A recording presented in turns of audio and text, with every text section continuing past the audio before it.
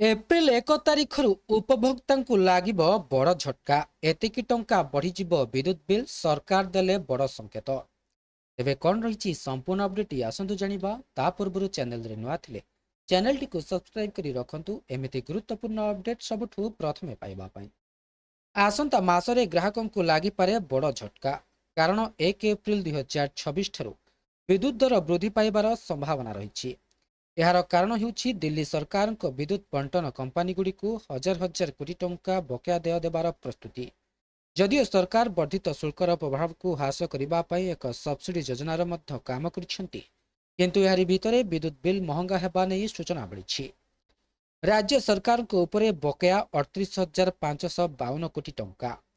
ସୂତ୍ର ଅନୁଯାୟୀ ସରକାରଙ୍କ ଉପରେ ତିନୋଟି ଘରୋଇ ବିଦ୍ୟୁତ୍ ବଣ୍ଟନ company BSES, Rajdhani power limited, BSES Yamuna power limited ଏବଂ Tata power Delhi distribution limited ନିକଟରେ ନିୟାମକ ସମ୍ପତ୍ତି ଭାବରେ ଜମା ହୋଇଥିବା ଏକ ବଡ଼ ପରିମାଣର ଟଙ୍କା ରହିଛି।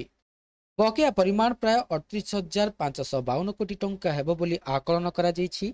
ଗତ ବର୍ଷ ସୁପ୍ରିମକୋର୍ଟ ଦିଲ୍ଲୀ ସରକାରଙ୍କୁ ଏକ ନିର୍ଦ୍ଦିଷ୍ଟ ସମୟସୀମା ମଧ୍ୟରେ ଡିସ୍କମ୍ କମ୍ପାନୀଗୁଡ଼ିକୁ ନିୟାମକ ସମ୍ପତ୍ତି ଏବଂ ବହନ ଖର୍ଚ୍ଚ ପ୍ରଦାନ କରିବାକୁ ନିର୍ଦ୍ଦେଶ ଦେଇଥିଲେ। ଗ୍ରାହକଙ୍କ ଠାରୁ ଆଦାୟ ହୋଇନଥିବା ନିୟାମକ ସମ୍ପତ୍ତି। ସୁପ୍ରିମକୋର୍ଟ ଏହି ଦେୟ 7 ବର୍ଷ ମଧ୍ୟରେ ସମାପ୍ତ କରିବାକୁ ନିର୍ଦ୍ଦେଶ ଦେଇଥିଲେ। ନିୟାମକ ସମ୍ପତ୍ତି ହେଉଛି ବିଦ୍ୟୁତ୍ ଯୋଗାଣ ସମୟରେ ବିଦ୍ୟୁତ୍ କମ୍ପାନୀଗୁଡ଼ିକ ଦ୍ୱାରା ହୋଇଥିବା ଖର୍ଚ୍ଚ, କିନ୍ତୁ ଗ୍ରାହକଙ୍କ ଠାରୁ ସମ୍ପୂର୍ଣ୍ଣ ଭାବରେ ଆଦାୟ କରାଯାଇ ନାହିଁ। ବକେୟା ପରିମାଣରେ ବିଆର୍ପିଏଲ୍ ପାଇଁ ପ୍ରାୟ 19,174 କୋଟି, ବିୟୁପିଏଲ୍ ପାଇଁ ପ୍ରାୟ 12,333 କୋଟି ଏବଂ ଟିପିଡିଡିଏଲ୍ ପାଇଁ ପ୍ରାୟ 7,046 କୋଟି ଟଙ୍କା ଅନ୍ତର୍ଭୁକ୍ତ ବୋଲି ଜଣାପଡ଼ିଛି। ଦୀର୍ଘ ସମୟ ଧରି ଆଦାୟ ଅଭାବ ଯୋଗୁଁ ଏହି ପରିମାଣ ଉପରେ ସୁଧ ଜମା ହୋଇଛି, ଯାହା ମୋଟ ଦାୟିତ୍ୱ ବୃଦ୍ଧି କରିଛି। ବିଦ୍ୟୁତ୍ ବିଲ୍ରେ ନିୟାମକ ସମ୍ପତ୍ତି ସରଚାର୍ଜ ଯୋଡ଼ିବା ପାଇଁ ପ୍ରସ୍ତୁତି।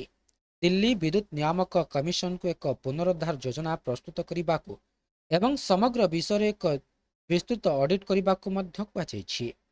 ଭବିଷ୍ୟତରେ ବିଦ୍ୟୁତ୍ ବିଲ୍ରେ ଏକ ନିୟାମକ ସମ୍ପତ୍ତି ସରଚାର୍ଜ ଯୋଡ଼ି ହେବାର ସମ୍ଭାବନା ଅଛି, ଯାହା ଗ୍ରାହକଙ୍କ ଉପରେ ଅତିରିକ୍ତ ବୋଝ ପକାଇପାରେ। ଯଦିଓ ସରକାର ସବସିଡି ମାଧ୍ୟମରେ ଆଶ୍ୱସ୍ତି ପ୍ରଦାନ କରିବାକୁ ଚେଷ୍ଟା କରିପାରନ୍ତି, ଯାହାଦ୍ୱାରା ସାଧାରଣ ଲୋକଙ୍କ ଉପରେ ସିଧାସଳଖ ପ୍ରଭାବ କମ୍ ହୁଏ, କିନ୍ତୁ ଏହା ନିଶ୍ଚିତ ଯେ ଏପ୍ରିଲ 1ରୁ ଦିଲ୍ଲୀର ଲୋକମାନେ ମହଙ୍ଗା ବିଦ୍ୟୁତ୍ର ଝଟକା ଭୋଗିପାରନ୍ତି। ତେବେ ଏହା ଥିଲା ସମ୍ପୂର୍ଣ୍ଣ ଅପଡେଟ୍ଟି। ଭିଡ଼ିଓଟି ଭଲ ଲାଗିଥିଲେ ଭିଡ଼ିଓଟିକୁ ଲାଇକ୍ କରନ୍ତୁ, ସେୟାର କରନ୍ତୁ ଏବଂ ଚ୍ୟାନେଲଟିକୁ ସବସ୍କ୍ରାଇବ୍ କରିବା ପାଇଁ ଭୁଲନ୍ତୁ ନାହିଁ।